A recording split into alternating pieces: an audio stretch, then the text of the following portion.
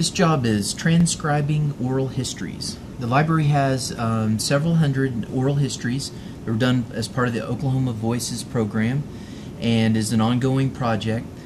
The way that information works is that sound and audio can't be indexed by traditional means, which can be found in a search engine such as Google.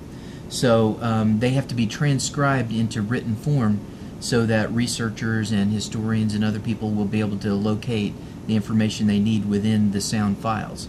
So this job is very important to make all that possible.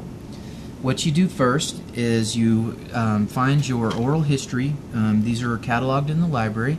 You'll be assigned which one to do. Remove it from the case and insert it in the computer. And basically what you're going to be doing is listening to the sound, to the interview, and typing what you hear. It's basically a very simple task. There are a few quirks to it, and I'll try to explain those for you. The machine will begin playing the oral history for you. Go ahead and pause it for right now. What you want to do first is open the oral history folder on the laptop. You'll find a transcription template, and it provides you with the basic information of the date and time of the interview and who's doing the interview. You fill in that information first, and you'll find that on the recording itself. I'll play it for you. It's in the first few seconds, and then you pause it and type the information that you've heard. My name is Wendy Gabrielson, and I am here today interviewing Edgar Cruz for the Oklahoma Voices Oral History Project. Today is October 21st of 2009. Okay, so you've been given the name of the interviewer and the interviewee and the date and the time. You entered that into the form here, and then you begin typing using their names.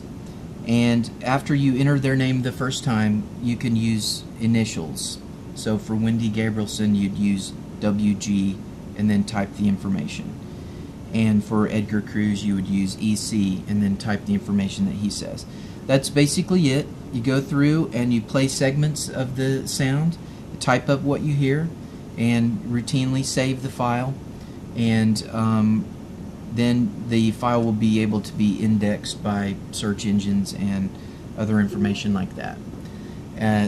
Then you can complete as soon as you complete the interview, you save it, turn off the sound player, and you should be completed.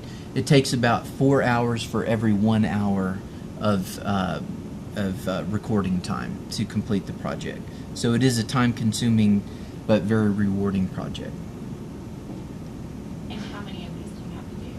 There are about 500 oral histories, so it would take quite a bit of time to do that, but not all of them have to be done right away, and it's a very long-term project. There are about 500 oral histories, so it would take quite a bit of time to do that, but not all of them have to be done right away, and it's a very long-term project.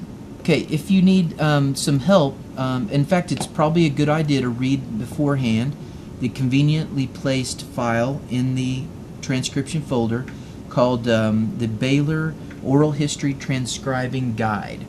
And it basically gives you information on what to include and what not to include in the interview, and some hints with spelling and formatting and things like that.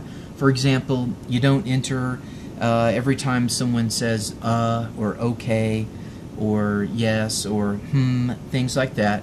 They're not necessary to include, although they appear frequently in conversation. They aren't necessary for the transcription, except for times when it's important, where it would be highlighted, where I might say, it's one of those, well, it's a little bit difficult to say. You would go ahead and include that, but normally you wouldn't. So you can read through that, and that will give you excellent tips, good to read before you begin your project.